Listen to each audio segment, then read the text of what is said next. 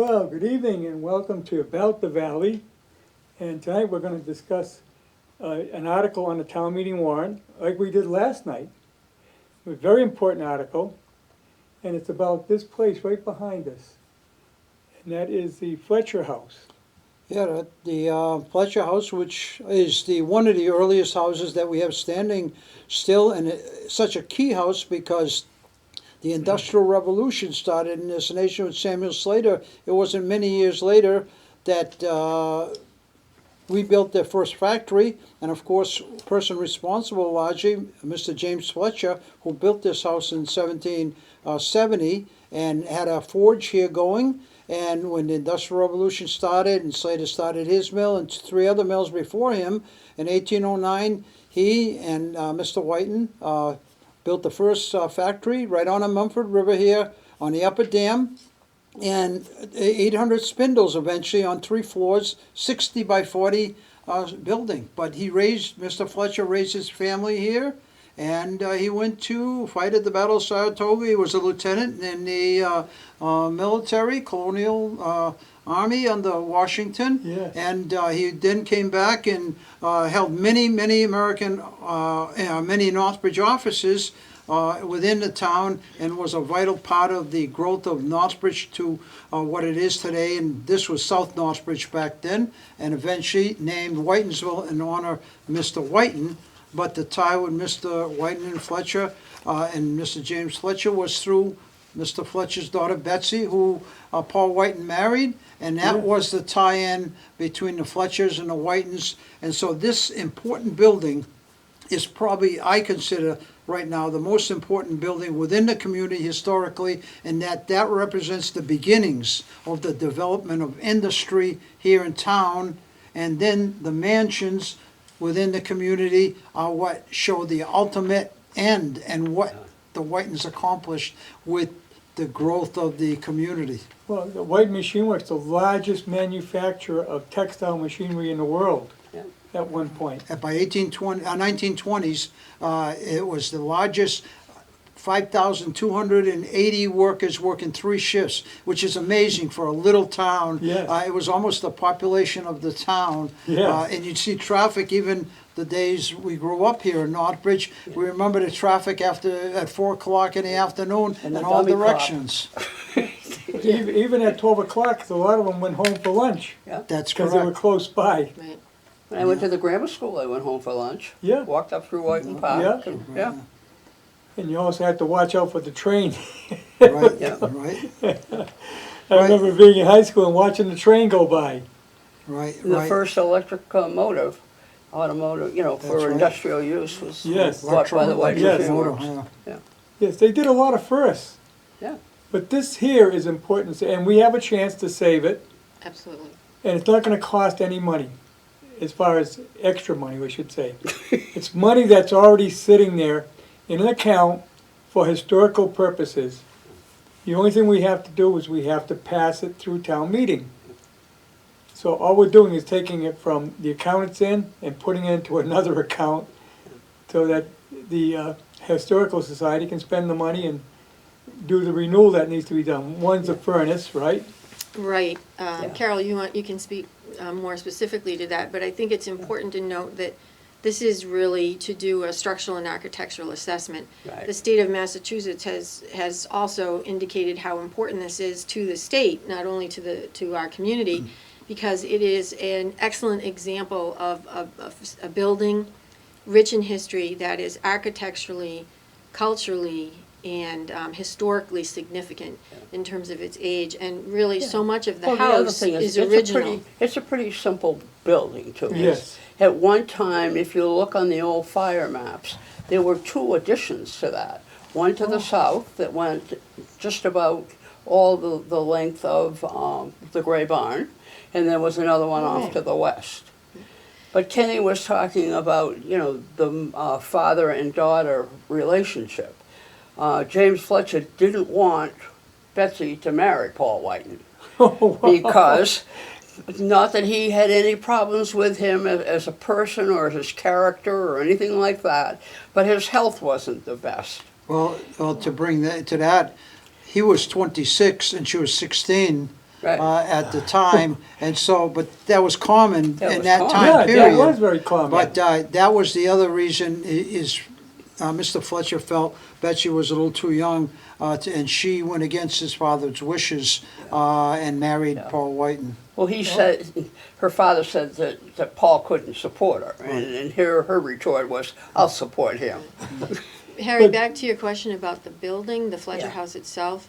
The article going forward to town meeting next Tuesday also includes the replacement of a burner, which absolutely has given its last breath. It's over 38 years old. Not gonna see another winter. No, definitely not, and, Right. and that's about preservation for that Yeah. burner. And we did, the- we replaced the oil tank, Right. and that was when we discovered, the condition of Right. the oil burner itself. And what will happen with the structural and architectural assessment that we're hoping is created and completed with the funds that we're requesting from the CPC Historical Reserve account, is that will position the Historical Society, with full support of the Northbridge Historical Commission and the town, to apply for matching funds.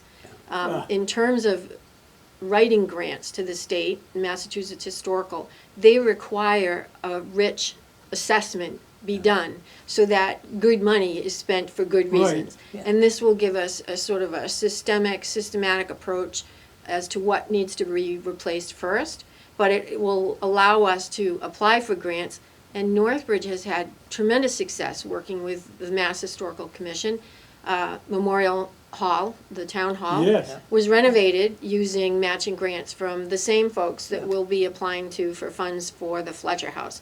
So it's sort of like the first step in many steps to come, resulting in a great ending point for the community and for I think history. most important, this is community preservation money, Right. that it's on your tax bill, a percentage, I forget what it is exactly. It's less than 1% for sure. Very small. Very It's a small Very percentage. small amount. Yeah. But every year, that money is put into that preservation account in different sections of it, one being historical. And that money can only be used for historical purposes. Right. And this obviously is historical, and the committee approved it. But after the committee approves it, it has to be approved at town meeting. Right. And so it's not gonna take, it's not any extra money on the budget, has no effect on the town budget at all. It's just a matter of transferring it from one account to another, and it takes the approval of both the preservation committee as well as the town. And I Town think meeting. it's important to note that the town's worked, as well as the Northbridge Historical Commission, really closely with the society, because in the end, we're all looking to do the same thing. Yeah. Preserve and celebrate our history, which is rich and vibrant, and over the last couple of years, we've had over 300 people come through the Fletcher House because of different speakers and tours. In fact, this Saturday, the Fletcher House will be open to anyone in the community who'd like to find out where it is and what it's all about and see it before the town meeting. So from 10 to 1, anyone can stop by the Fletcher House and just take a walk through. It's also a part of the Heritage District that was recently approved, what, 2 or 3 years ago now? Yeah. Well, it's the Crossroads. Yeah, Crossroads District, yeah, 4 Yeah. years ago, yeah.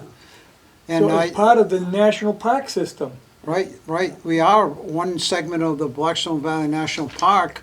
Hopedale, Massachusetts here, and Northbridge, Whitensville is the other segment where people can look and visualize an entire village that sprung up, starting with this home as the home of James Fletcher, who with Paul Whiten built that first mill and transformed this community from an agricultural community Yes. to an industrial community over the next 200 years. So I think it's important to preserve this one home, and for all those former students that remember this, Mr. Paul Whiten, they met right here at the Fletcher House and took a bus tour.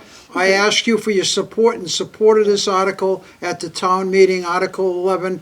Very important that we get this to preserve this home, and I've been working for this for years, past 48 years as Historical Commission member, and 40 years as chairman, and there's nothing more important to me than preserving important buildings within the community. And that house is also part of your trolley tour, right? Yep. Troy. And That's I, where it When's that starts. coming up? In about a couple of weeks? isn't it? May 18th. yeah, it's booked. Yeah. It's all It's booked. booked solid. Sold You out. can't take We had it. to put on a fourth trolley, and Boy, all of them sold out. the interest is there. You'll be exhausted. And at the the end thing of is, the day. it's not all people from Northbridge. No. And of course, again, the part of the national park, I've got probably 15 private tours to 20 private tours that I do throughout the summer months, walking or in a van, and take people that were great-grandparents or grandparents who lived here, they come back to learn about their heritage. And now that we're a national park, we're going to be seeing more of that tourism here within the community. So there again, it's important to have something like this preserved, because those sills are decayed and rotted. If we don't do something, this house is not going to be standing. So it's important. I ask for all the former students out there, support this article and preserve our heritage. Well, you're talking a house that's over 250 years old. Right. Right? There's Oh, not too it's- many left. It's post and beam construction. Yes. Most of the woodwork in there is pretty, old. It's simple. I think the best feature in there is all the cubbies, closets Yes. that are around the chimney. And it has one massive, central chimney. There are 3 fireplaces in there. Yes. The kitchen has the great big, cooking. Yeah. The foundation is fieldstone, pretty breezy. It's got a dirt floor on it. The hardware is all original too, right? Yes, it's The still got doors, all the its, hardware. iron the This was all latches. and- standard construction at Yeah. that time. Yeah, oh yeah. I know, I had a farmhouse that was built in 1812. I had to take it down because it was too far gone to repair. Yeah. And we divided the land. Yeah. But it was the same way. You had that fireplace In the middle. in the middle with 3 fireplaces, and they all went into one chimney. Yeah. Yeah. Amazing what they did, the technology that they had.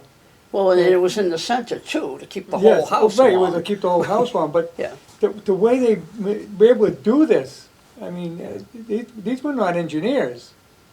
These were, farmers. Well, yeah, but there were also patent books by Yes. by a guy named Benjamin Archer. I've got a copy at home, and it tells you, so many feet this way, so many, and then if it's 36 feet, you got to have Yep. 4 windows, and it's pretty standard. I think a lot of people really aren't quite sure where the Fletcher House is, or beyond its historical significance, but the tours always start at the Fletcher House. You get a Yes. visit from Colonel Paul Whiten, and the reaction from folks coming in to the house for the first time is pretty amazing. Yeah. It's usually something like, wow, we had no idea this house, it's just like Sturbridge Village, but it's Yeah. actually Oh, it older is. than Sturbridge Yeah. Village, Yeah. going Yes, it back is. at least another Yeah. 100 Yes, years. Sturbridge Village is based on a later time. 1800s, yeah. Yeah. So, But the thing is too, it looks right down on the old mill. Where This might everything be a good- started, the old blacksmith shop. good time to show some Sure. slides in case people Sure, really yeah. want to know where it is Yeah. and what it Yeah. looks like. Well, lots of people in town know where it is. If you say it's across the street from the Gray Barn. I have to say the Gray Right. Barn. Which is Alternatives also- doesn't Which is Barn. also on the No, National the Gray Register. Barn was part of the twin mansions. The Gray Barn was one of the carriage houses for one of the twin mansions Oh. that Yeah. Paul and Charles built here on Douglas Road in 1850. Oh, okay. Okay. So it's still part of the Whiten family, Oh, but By yeah. the Whiten Yeah. family, when yeah. they expanded. Right. Yeah. Yeah. This is kind of a neat picture. It was taken from the Great Hall at the Town Hall looking down. And the arrows show the Fletcher House peeking out from behind Alternatives and the Whiten, Yes. one of the Whiten buildings. And when you think about it being the birthplace of Whitensville, well, there's the forge, or there's the place where the Fletcher Forge We're was. very fortunate to still have that building. Absolutely. Yeah, yeah. And that was preserved. Yes. With Yeah, some grant They did a funding. great job. The Alternatives did a great job with maintaining that part of it, the old ring shop, but to have that forge still in existence, and you walk in there, it's just like it was when Fletcher was running it. Right. Right, and of course, that's how Paul Whiten made the connection. He started working for Fletcher in the forge and met his daughter, and as the story goes, Mr. Porter, I visited with Peter Hackett back in 1972 when I was working on my senior history paper, the Social Economic Development of Whitensville. We went out and talked to Mr. Porter, who was born in 1873 here in the village, And at 103, he still had a good recollection of life in the village. And Peter and I talked to him about the Fletcher, and the story went, and this is from Mr. Porter, that one day Paul saw Betsy out in the gardens and asked Mr. Fletcher, "Who is that?" And that was that is my daughter. And at some point, he made an attempt to go over and speak with Betsy, and that's how they met. And then they courted with walks along the Mumford River, according to Mr. Porter. Courted her, and it was a social story from somebody 103 years old, 1972. It was an amazing experience. It's like stepping back in history. Maybe we want to take a look at the people we're talking about. Yep. Carol there's some photos for us to share with the audience. And there's James, and there's his daughter There's Betsy. James Fletcher on the left, that's the father, and Betsy is on the right. But I mean, the photo or the portrait of Betsy on the right is like 70 years later. Betsy died at 91. Yeah, she became the matron of the family. Oh, yeah. Yes. Right. Paul Whiten had passed on, and she was the one who, she actually kept, She had Sunday night suppers, yeah, and all the boys would come. she ruled over the boys, didn't she? Yeah. Right. It's Yeah. it's only when she passed away that the division took place amongst Right. the sons as to how, and Paul Jr. Took the Rockdale and Riverdale mills. Then John took the mill, White Machine Works, which was the White Mill Shop, and then Charles took the Granite Cotton Mill and what is now the alternatives, the 1826 mill, and James came in later, but he got James was the baby. right. He was the baby of, Yeah. and he took the Linwood Mill and the Crown and Eagle Mills in Uxbridge and was given that. Nathaniel, the other son, was left for New York and wanted nothing to do with the family enterprise. And Margaret got her financial division financially, but it was divided up that way. And John C., obviously, who started the machine end of the business, got the most lucrative end and Yeah. became one of the wealthiest men in Massachusetts by the 1870s. Yes, and by the 1920s was the largest manufacturer of textile machinery in the world. Right, the largest textile And machine. my understanding too was when Nixon renegotiated relations with China. Yes. One of the first things that happened was Chinese manufacturers wanted replacement parts from the White Machine Works. Yeah, because their machines were all over the world. Yeah.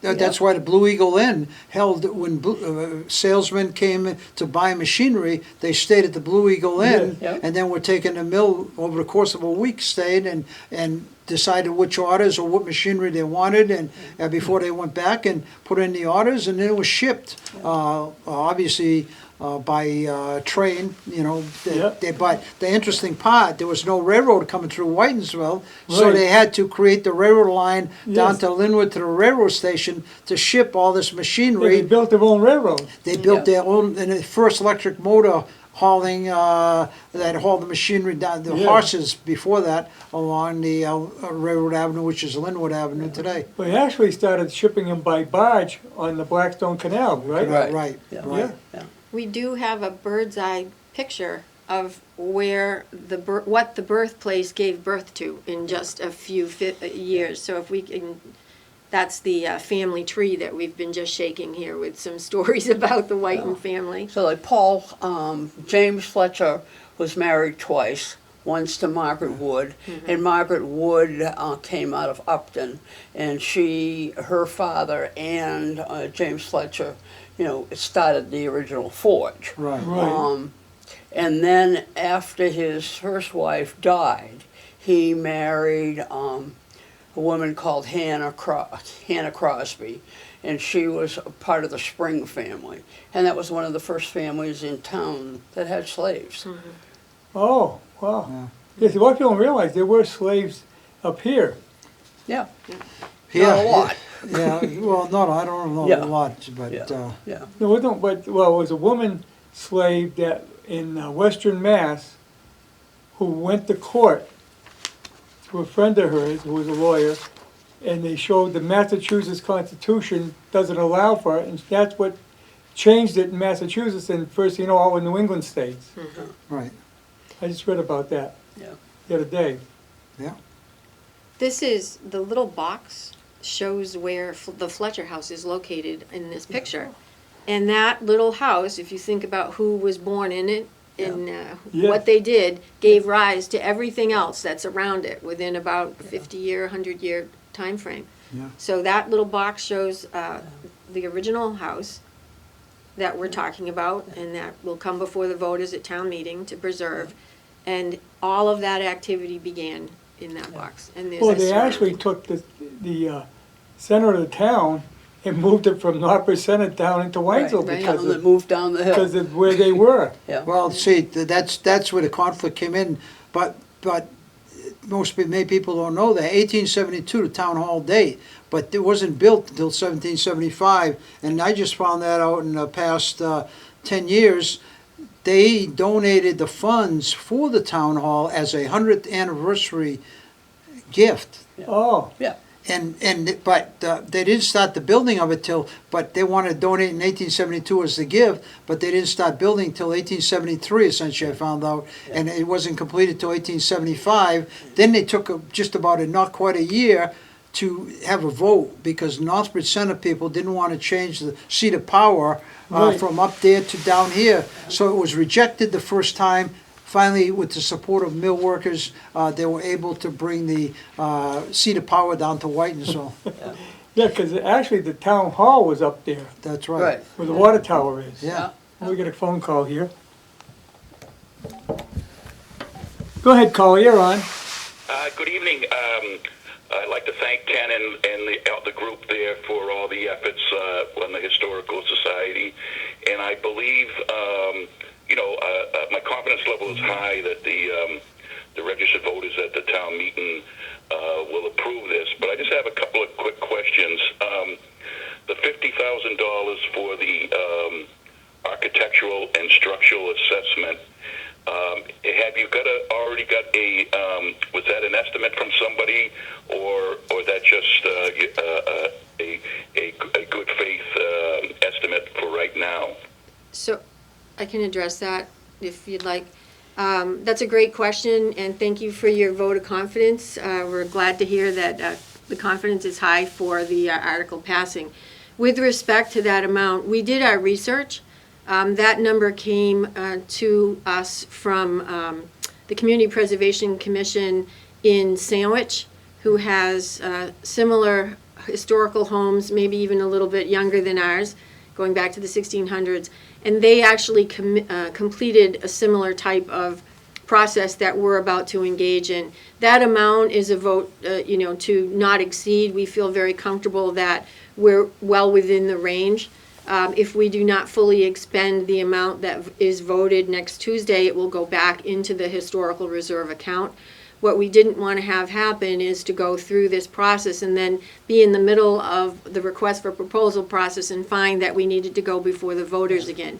So it's a comfortable amount that we feel very confident in, based on the information that's been provided to us by similar assessments done in other towns. Right. So you'll get an assessment back, and then there may be at the fall town meeting another article for more money to do the work. Would that be potentially how it would be done? I think that's a little ahead of what we'd like to see. We are hoping that once this assessment is complete, we are well positioned at that time to seek matching grant funds from the Massachusetts Historical Commission. The commission does, but in order to apply for those grant funds, which Northbridge has a good track record receiving, with, for example, the town hall was funded in part through those matching grants. The first step is the step we're taking. They want to see that we've done our due diligence on the building and that we have a sequence of process in front of us so that we're not spending money, on something that we should have waited to do second or third rather than first. So this will be a really great guide for us. The request for proposal process will start as soon as these funds are voted and approved, and we will work very closely with the town to select the most appropriate vendor for the job. Okay, and being cautiously optimistic, the $13,500 for the boiler replacement, would you guys expedite to get that done, or is there another process on how that has to play out? We're very, very confident with that number, and I think, you know, haste makes waste. If those funds are voted on Tuesday, I'm sure the Historical Society will be on the phone on Wednesday to get that burner Really replaced. gotta get in there before Yeah, next winter. absolutely, Yeah. yes. Okay, and I don't know. I mean, I'm just throwing this thought out there. You know, when you get all the other information back, would it be possible maybe to sit down with the fire chief and talk also maybe about putting a fire sprinkler system in that building? I'm just throwing that thought out. I don't know if it's proper, but I just food for thought. A part of the request for proposal and then subsequent awarding of the structural and architectural assessment will include, we're quite confident, bringing that building to code as required by not only fire, but all the other, places that we need to go to make sure that it's accessible and safe for occupancy. And I'm sure the fire will not be the only box that we need to check. And if we're applying for grants, as we will, the grantors will require those things to be in place.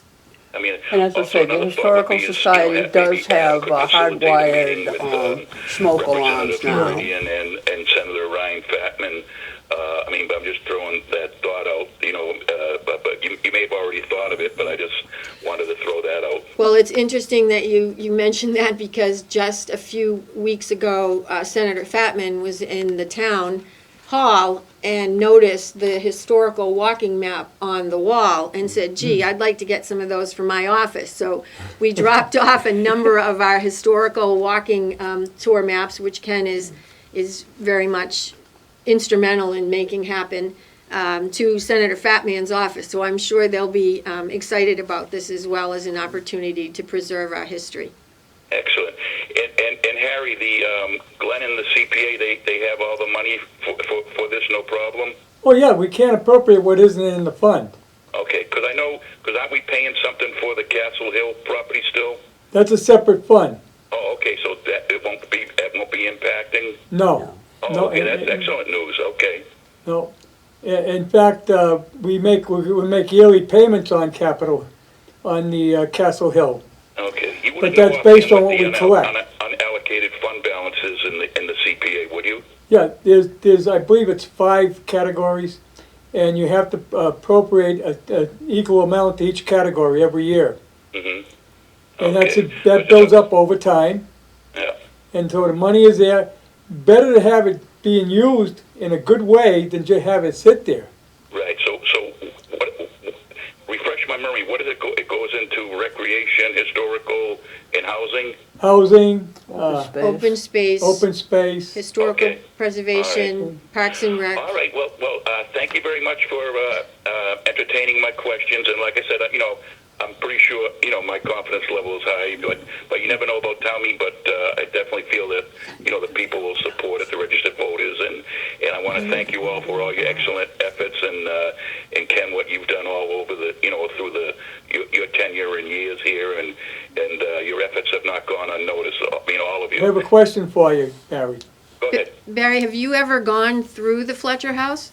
Yes, many Okay. years ago when Spalding took me through it, but that was I think like around 2003. Well, if you'd like a revisit or a house refresher, the Historical Society is offering anyone in the community an opportunity to come visit, do a walkthrough this Saturday from 10 to 1. Oh, okay. So come on down. We'd love to see you again. We see you every time we see you. It's joyful, but it would be nice to see you on the open house. Okay, so 10 to 1 on Saturday? That's right. Okay. All right. Hey, thanks an awful lot. And again, appreciate all your efforts. Okay, Barry, thank Okay, you. bye-bye. Another thing, think about with the preservation funds, part of that money comes from the state on a tax that it takes place with real estate On real estate transactions. transactions, yeah. So, I mean, this is money that comes into the town as well as is part of the tax collecting. So we should use it for a good purpose. And Yeah. we did last year, that's how you got the pickleball courts Right. and the basketball court. And Castle Hill, some And of the Castle money Hill, came from that, getting all that property for recreation and open space. right. As I said, they had 52 people at the Castle Hill Walk a couple weeks ago. Yeah, isn't that amazing? Yeah, Yeah. very popular. Yeah. Do we want to take a look at some snapshots of Sure. Fletcher House through the years, just so Yeah. people can have some perspective on the age and who's been living It's there? gonna be a So busy day, Sally, because it's also the open house. Open at the fire New station. fire station. Yeah. we were hoping if they're out and about, they can Right. come on over on the Yeah. same time. So this is just kind of interesting. It's the history of who owned the house. The house was actually owned by the Whiten family and in the Whiten family until 1933. Wow. Long time. Yeah, When it was sold by the Whiten family to the Daughters of American Revolution, the DAR, who lived there and maintained the Abigail Bachelor chapter until 1962. Then the Nursing Association came in. When I was growing up in the valley, I remember that sign being in front of Yes, that I house. remember them being there, Right? There was yes. the same sign right out in front. And they then sold it, or bequeathed it to a group called the James Fletcher Friends, Inc. And then in 1995, the Northbridge Historical Society became the caretaker Yeah. and the steward of this building. It's just an incredible opportunity for the town to retain its history and for the Historical Society to be and operate in that building. And I should mention too that the Daughters of the American Revolution still have a trunk over there. Yeah. It has all kinds of goodies in it. We're hoping that we can recreate the chapter, I Yeah, think. yeah. I think a nod goes to the Historical Society as well, because if anyone is interested in history and involved in any of the historical societies, they're really struggling to maintain their existence. And so our Historical Society has done a phenomenal job over the years. Thank you to Carol Brouwer and Jack Walker and Kenny and everyone involved in our past, because it's a lot to maintain a building. yeah. And, you know, through the memberships and donations, public and private, and some small rentals of space Yeah. over time, they've been able to do and upkeep the building, so that we are now in a position to say, let's preserve it and help. Because a Right. lot of societies have lost the properties Yeah. that have been willed to them over the Yeah. years. Ours still stands You're proudly on looking the for new corner. membership, in other words? Absolutely, and we'll be Especially looking. younger members. Younger Yeah, we members. need some younger members. And this is what it looked like years ago. Carol mentioned that there were 2 L's on it. So, Carol, I'm not sure the year of this. Well, I'd say 1890, because you've got the old brown and mauve color. You know, it wasn't white. I don't think it became painted Right, white. those are metal plates, I believe, that they took those pictures on. The porch is still there. Yeah, we've got the porch is still there. The other thing, I think Harry's talking about the stereographs. This is Yeah. actually from the stereograph collection that Yeah. we have. And you That's why notice it's it a also had a great picket shape. fence. It's great to have that picture. Yeah. I was wondering if that tree there's a tree that sits right on the front lawn, almost where that tree is, to A the couple left of the of trees the came house. down. The Mass Electric took them down, and because they were at the end of their useful life. But So that's, Yeah. and this is a shot, what do you think, I think circa it's like 1930. That's when the 60? DAR took it over. And as I say, at that point, all colonial houses were then painted white. And it's screened in now. Yeah. And then, That's a small house, but it had a big family in there, didn't they? Yeah. Right? They had, five children, Fletcher, Mr. Fletcher, Yeah. 5 or 6, I can't remember. James. No, like, I Margaret. was, last Saturday, I was at the Willard House In Up Grafton? in Grafton? in Grafton, yeah. They're doing a They- big expansion. Yes, they are. Yeah. They've got a lot of clocks, hopefully they're gonna get from Yeah, this, they have. gentleman in He had Texas. 6. But 6 kids. they talk about, there were 23 kids in that, members of that family at one point.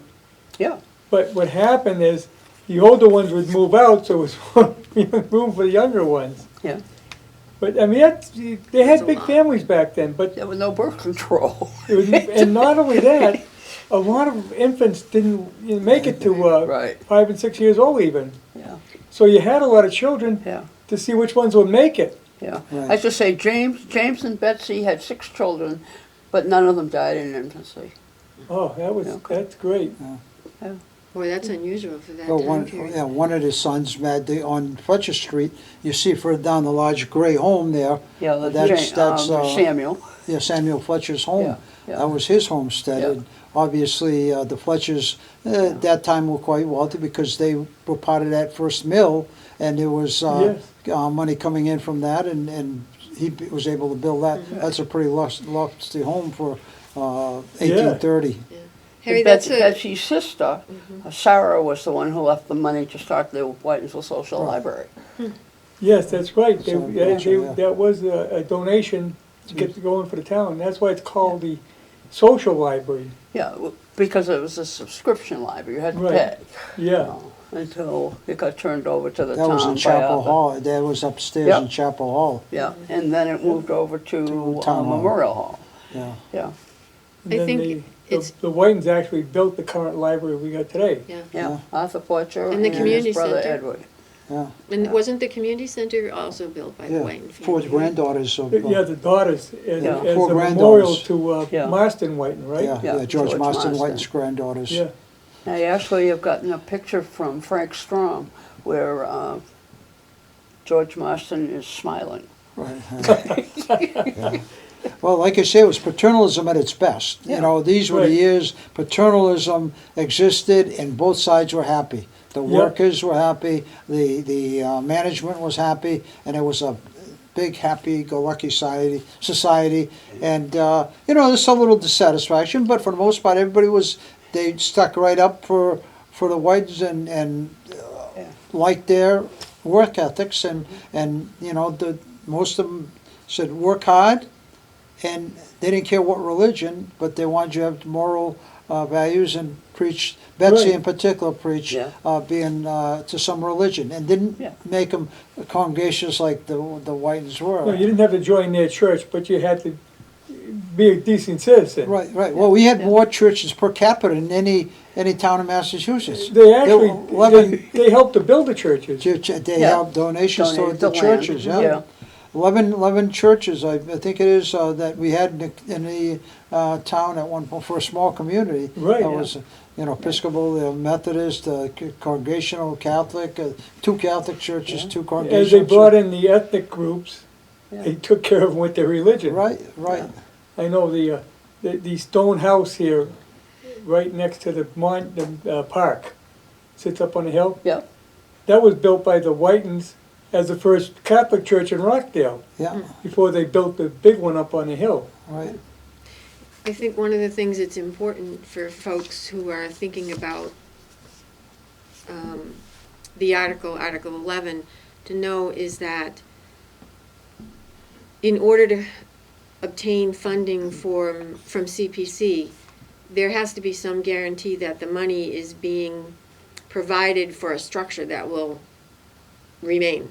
And so Yes, kudos to the Historical Society for moving forward and meeting the requirements of taking a preservation restriction on that building, which basically means, and again, the Historical Society has gone beyond what some do. They're even looking at a restriction for the inside. We talked about how, to the period, the building is inside and out, Yeah. and how much of it is original inside. Obviously, it would have to be upgraded and brought to code and all those kinds of repairs that are 21st century, but this some insulation would be nice, too. insulation would be great. Yeah. And not seeing the outside from the inside would be Yeah. good too. But for the most part, there will be a restriction on it so that the folks voting for this article can be assured that it's not going to be modified in any way other than what it needs to be to bring it up to 21st century Right. living. Yeah. And I think that's important because I'm sure a lot of folks might be thinking, well, what if the money is provided and then the house is sold and someone decides to No. change what it looks like, that can't The house is happen not being sold. with a restriction, No. absolutely. Yeah. Here's a shot of the inside. When the Oh, wow. DAR had the house. Yeah. Up until the sixties, right? And I do think some of those artifacts are still in the Fletcher house, Carol, I think I've Yeah. seen them. We keep getting stuff. Yeah, is some of that original furniture? Yeah. Oh, But I wow. have, actually, the DAR, when they left, you know, the building and dissolved the chapter, they did have an auction. And I know my mother bought some stuff. I've got stuff at home that, The charcoal foot warmer, I researched that, goes back to the 1830s. yeah. That foot warmer Yeah. that is in there. And of course, that's why a lot of churches burned down, because tinders used to spark out and Yes. churches caught fire. Yeah. But we do have a lot of artifacts that the society has put in there and keeps, and that's another reason to preserve this building, so we can preserve those So with artifacts. this, you can see one of the fireplaces, Yeah. and then that jog that goes, you know, kitty corner. There's another one on the other side. So that particular wall that's wide open there that we use as meeting space, perhaps, you know, was narrower than that. I mean, we're lucky to have this place. You think about it, because the Whitens had problems with fires, didn't they? Absolutely. Oh, yeah. Yeah, they had A lot of lost their a few houses houses. are burnt, Yeah. yeah. Yeah. And it's amazing, this original houses, they never lost it. Well, one Well, of like the George George Mar- Marston Whiten's mansion burned down. There's on 146. Part of it, Yes. yeah. Part of Yeah. it is Yes. that green turret with the green, it's painted green, and it's a turret there. They It should was just send moved down there. into, It was moved there and set I down. think about that Yeah. every time I go by that house. I like that house. yeah. Right, and, yeah, many, it's amazing, the original Paul Whiten mansion, we raised the 5 children, sat right where the town hall is. They moved it on wagon with large planks, they jacked it up, set it down, and came down when there were no electrical wires Wire. back then. Right. And they moved it down to Linwood Ave, they filled up the foundation so the wagon could go over, this is according to Peter Hackett, and then they jacked up the house, pulled the wagons out, set it down, then had to shovel the gravel out of the cellar.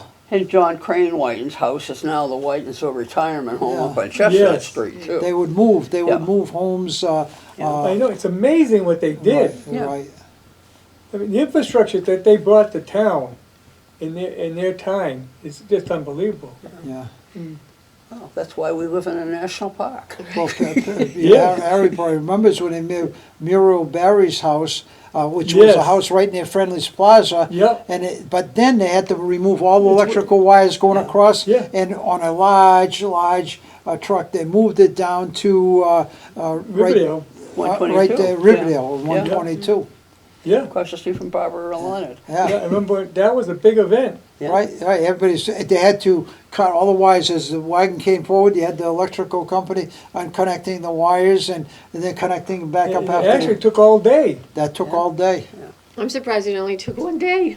Yeah. But to think in Yankee 18, ingenuity at its best. Yeah, in 1840, doing that, is even tougher. but was done with 1830, auction. in 1872, when they moved that house down to Little Ave, it had to be remarkable to jack it up like that, Oh, set yeah. it down, then build a foundation to the exact, Size, structure, yeah. Yeah. Yeah. And you're doing this with mules or horses. The probably oxen, mules. they pulled it with Oxen. oxen. There's a picture Oxen, somewhere yeah. of that, That, you know, this is that's unbelievable. It's unfathomable that you could do that. yeah, But they never looked at anything impossible.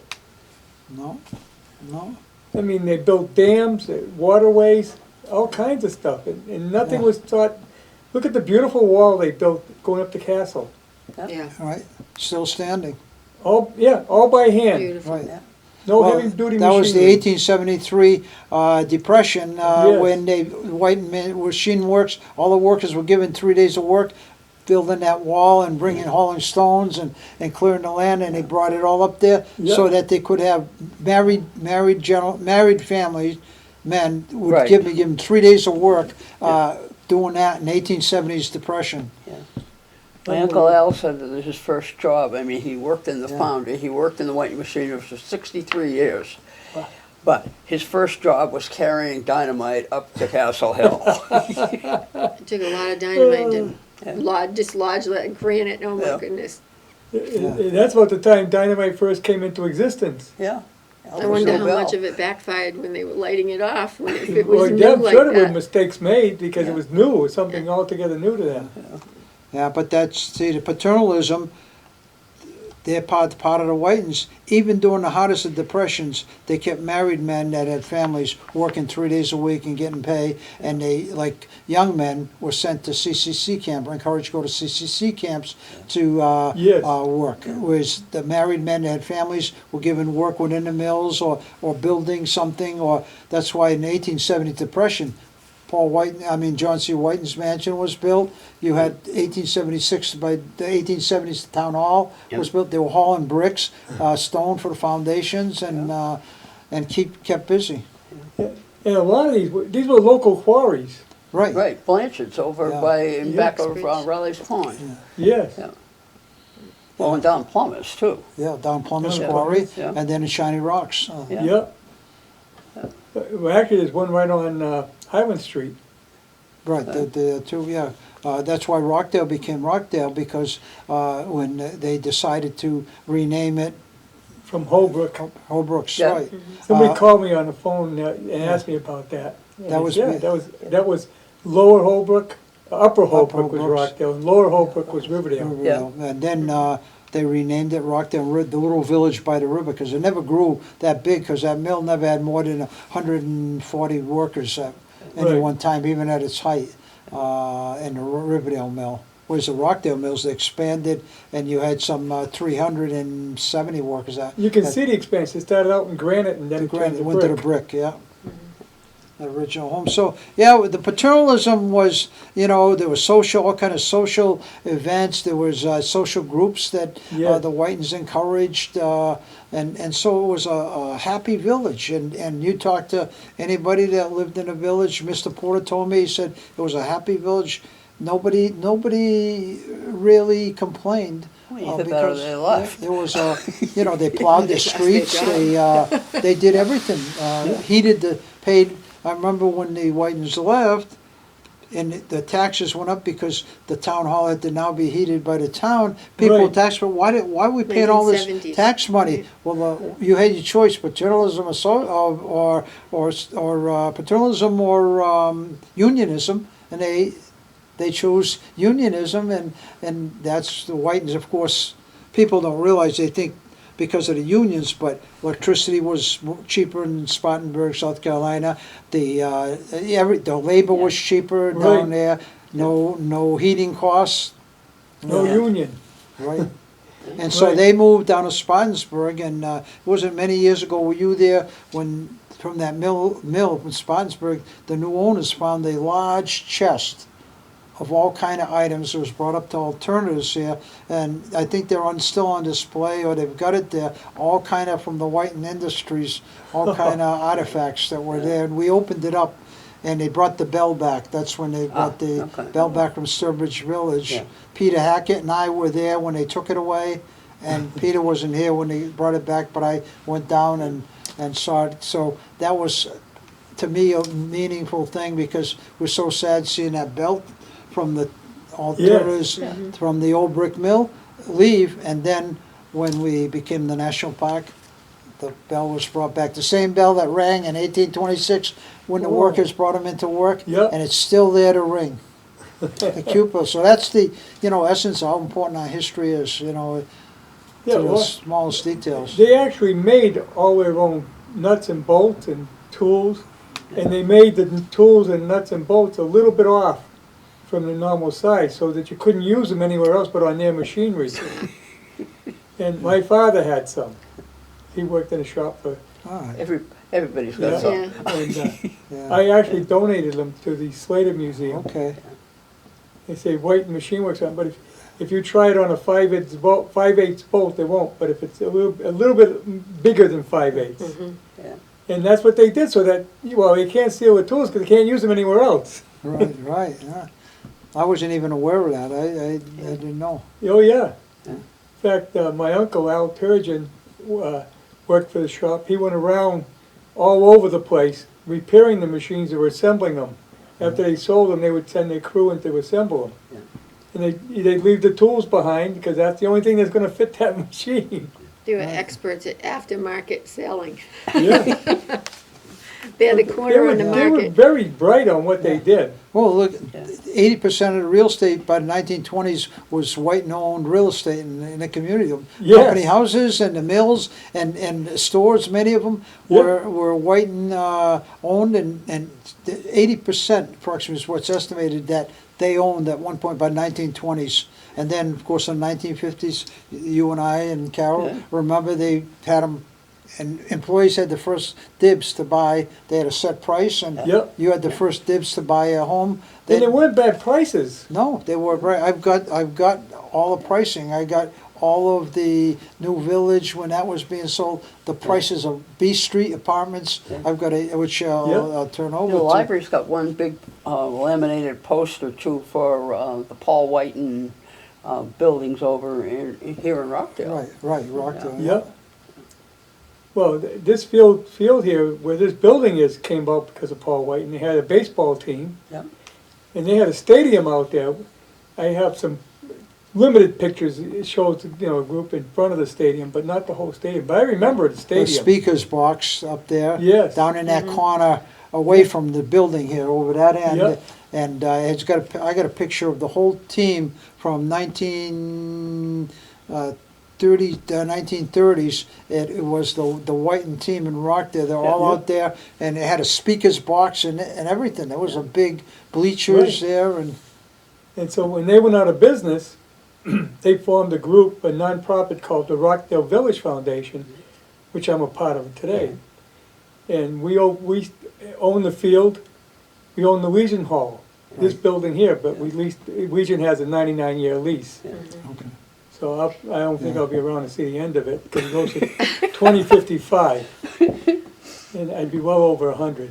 But, they made sure that these things stayed the way they were. Right. Then they owned the water company in Rockdale. Right. That was turned over to the town. Yeah. Well, like I say, they took care of the social needs of the community. They know people need Yeah. social Yeah. needs, and they created those social needs, and baseball teams, and all kind of Oh, yeah. clubs that you could belong to. Choirs that they had, the company choir, company Glee Yes. Club, the male Glee Club. right, male glee club. The band, the Rockdale, in front of St. Peter's Church, the Rockdale Band, Yeah. which was a Yes. white band. My grandfather was in the Rockdale band. I got a picture of him where he Yeah. played the trombone. Harry, have you noticed the new Rockdale sign? The, Oh, down at the Common, yes. yes, the Historical Commission Yeah, felt that it was I important was involved to- with installing the original one. Yeah, We did it with the Boy Scouts. Yeah, Ken, you came to me we and used to said- have little unveilings, if you remember the selectmen we'd Yes. bring in, and anybody invited, we have an unveiling and a brief history of, Yep. the Rockdale, and, but the sign was definitely in. yeah. Kenny took it down and brought it into one of our Right. commission meetings, and it was Yeah, made of it was- wood, it was and it pretty- doesn't weather well in the But town. that was a long time ago. I was Yeah. back in I think in the Yeah, 80s. that was put in 1979 is when the 79, Rockdale okay, and right. Riverdale signs were put in. Yep. And, that lasted many years, but the last 5 years it was Right. really decrepit, and So people this one complaining. should last a while. Yeah, this one looks good, yeah, was, so, a lot of comments I've got on it already that they're glad because it really took away from the common, Yes. Yeah. just run And down. that's another thing. They Whiten family built the Common. That's right. Just like in Whitensville, the park, they created the park, Yes. And then the war memorials, they built them all. we're starting with the Civil War. Yes. I think Northbridge has done an amazing job recognizing that you can still have progress and still preserve progress for the future and preserve the past. They can live together Oh, yes. quite well if Yes. there's collaboration and commitment, and I think Northbridge has done an amazing job. I grew up on Lackey Dam Road, and I called myself a valley girl because we lived in 4 towns, that street, Part of you was in Uxbridge, a part was in Douglas, a part was in Northbridge, and a part was in Sutton. So you had a little bit of all the valley towns. Yep. And it was just always such a joy to come into Northbridge and shop on Church Street. That was where you shopped. Yeah. even in the 60s and 70s. Oh, But yeah. they've done a great job of repurposing the buildings, working together as a community in the town. And this will be another great Hopefully that's example of gonna come that. back.